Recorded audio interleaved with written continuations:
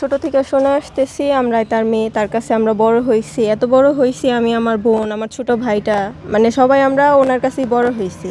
সে এখন বিয়ে করার পরে এটা অস্বীকার করতেছে যে আমরা তার সন্তান না।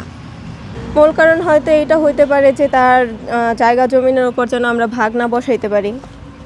আর আমাদের হচ্ছে তার জমি বা তার জায়গা, তার সম্পত্তি কোনো কিছুর উপরে আমাদের কোনো অধিকার নাই, ইভেন কি আমরা চাইও না।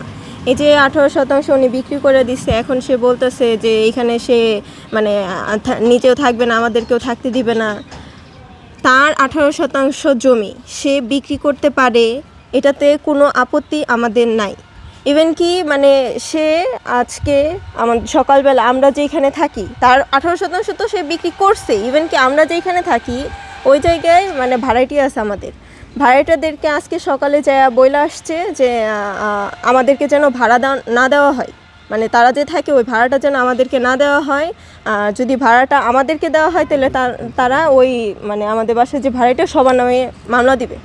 এটা আমার রেকর্ডও আছে আমার কাছে। আমারও শোনা ছিল না ভাই, তার কাছে ভালোবাসা কম পাই নাই।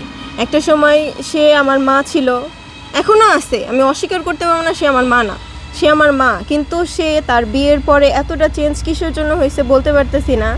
সেকেন্ড, সে অস্বীকার করতেছে, অস্বীকার করলেই তো ভাই আমি আরেকজনের মেয়ে হয়ে যাইতে পারি না, আমি তারই সন্তান। সে এখন অস্বীকার করলে আমার কিছু করার নাই। এখন আপনি যদি মানা করেন আমি ওই জিনিসটা স্বীকার করাইতে পারবো না, যেটা আমি ছোটো থেকে শুনে আসতেছি আমি ওইটাই মানবো।